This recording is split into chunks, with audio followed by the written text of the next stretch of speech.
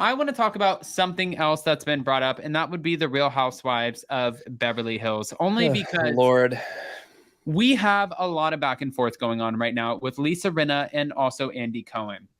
Now, Andy Cohen recently came out and said that Lisa Rinna actually, because there was a lot of hearsay here. A lot of people I thought were really stupid, to be honest with you. But a lot of he said, she said. Yes. We had so many people who were going on and they're like, Lisa Rinna did not get fired from the show. She quit. She walked away from the show. We had a conversation with Kelly Dodd when we went to go interview her and Rick, and Kelly made a great point. You don't walk away from money like this unless you got money like this. And Lisa Rinna is not somebody, from what we know, who has this kind of just FU money. She doesn't. She doesn't, because nobody who is peddling Dupins and diapers has FU money. Lisa Vanderpump has FU money. Lisa Rinna has, let's figure out how the fuck we're going to pay our bills. Okay? In her grand scheme of like, right. I mean, I feel like her and Harry make a decent living. Yes, but I mean, like, you have people like her and Harry who make a decent living, but they also spend to match that living. So really, how much are you saving? You know what I mean? While your husband's in Canada playing a gay actor, and you're here playing a housewife, and you're collecting all of the paychecks and then putting the paychecks back into the outfits, which she said, because the fashions are everything for Beverly Hills. How much money? I know. Well, the fashions kept Dorit on the show. You know what I mean? So the fashions kept Dorit on the show, and so did her blender of accents when nobody realized that she was from, she was actually from Connecticut, not from Spain, England, Italy, and every other fucking place that she pretended like she was from. I mean, she lived there, but, I've lived in 16 countries, and I don't claim to, be from there. I lived in Thailand, and I'm not greeting everybody with Sawadee Krap. So. Sawadee Krap. Just saying. Now, getting back to... We did live in Thailand for a while, huh? That's funny.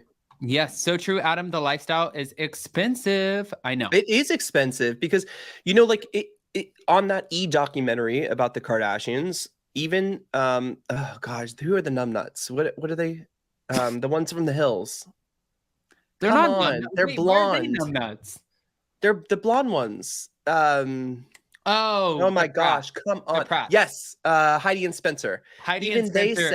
Even they said, like, when you become that status, you need to start living that lifestyle that people are expecting of you, and you start charging credit cards and you start spending a lot of money to look like you are this, and it just elevates. Can I tell you, that's probably one of the dumbest people I've ever seen do an interview. Like, Spencer Pratt is the epitome. He scares me because he's so unhinged, and I would be afraid. I like him when he's on Juicy Scoop, though. Oh, like, he's so stupid. He would be like, honestly, I think Heather McDonald's great, but she literally tapped in. She said, "Let me find the dumbest puppet and get him on my show," and that's exactly what she did. So congratulations to Heather McDonald. She got a freebie. She got Spencer Pratt. Good for you. Got Spencer. I mean, here's the thing. Like, listen, if you have an archived tape of Kim Kardashian at a fashion show that Heidi was walking like 20 years ago, like, yeah, you might be. That's weird. I mean, and the funny thing is when they do these interviews and I'm not trying to sit here and bag on Spencer Pratt because I just think he's low-key just a little silly. No. Yeah, I do. But it's because if you watch him, he's still just as desperate as he was back when him and Heidi did everything to maintain relevancy. And now your key to being relevant is talking about how everybody did exactly what you did, except they did it better and you couldn't do it. So you're talking about the Kardashians and their documentary about how they became a billionaire they became a billionaire lifestyle and a billionaire empire. You're talking about it because you know what they did, but you just weren't able to do it yourself. You tried it and you made yourself bankrupt doing it. So we give you merit. I mean, I saw on, and this is no harm, no foul. You see a couple times on like these Hulu documentaries, right? We have a new one coming out, The Randall Scandal. We had Housewife and the Hustler. We had The Shawshocker. And sometimes you see some of the people who come on and you see them talking and you wonder who greenlit that? Like, who greenlit giving you any sort of merit to speak on any of this? Like, it doesn't necessarily make sense. And maybe for Spidey Spencer and Heidi. That was their self-proclaimed celebrity name because they saw Brangelina at the time, or Bradgelina, or whatever the fuck it was. Brangelina. Yeah. Brangelina? Brangelina. Who gave you merit to speak? I get it. Who gave you merit to you were on The it? Hills. The Hills was the first scripted fake reality show that made reality. You know, well, I mean, technically it was Laguna Beach, but yeah, The Hills like kind of elevated. Technically, remember, it was the real world. You before we get back to Lisa Rinna, we can't forget this, okay? But when I used to live in LA, and this is back in the day, like 2008, I bought my first place in LA. I moved there, you know, whatever. I was driving down Sunset, and there used to be a restaurant called Ketchup. Do you remember that on Sunset? Like right there where Oppenheim is and stuff like that? Yep. And you had literally a car on the back of a truck, like a tow truck kind of thing. Like, you know, whatever. I know. I remember when you told me this, I didn't believe you. Yeah, they were doing this, and they had cameras all around it, and they would keep going up and down the street, you know, and they were filming, but they weren't even driving. Like, did you need to read your lines? Did you really need to be that, like, that busy to not be able to drive and speak at the same time? It was crazy. It was so crazy. But it was the thing. Like, I get it. Like, they do have, and I hate to say this, I really do, Adam, but they do have the merit to speak on this. Right, because they fucked it up. Okay. Yes, I understand that you have the merit to speak because you failed at it. Like, they didn't fail. It's a what not to do. They did fail. No, I mean, listen, someone asked earlier in the live chat. Someone asked earlier in the live chat, what do you think about this new Freevee show with Kristen Doty and Jill Zarin? That's a fail. Okay. 1. 2, they didn't fail. They lived it. They did it first. They messed up. Okay. So now you know not what to do. If you want the path to success, follow the Kardashians, not whatever they call themselves. Crystals, with all of my money spent on crystals, and I show up to TomTom for 3 minutes for a photo op and get back in my Uber and leave. No, you failed. Let me tell you. I can call it like I see it. They failed. Spidey failed. But okay, who failed in this situation though between Lisa Rinna and Andy Cohen, and who? Lisa Rinna failed. I want to say the same thing.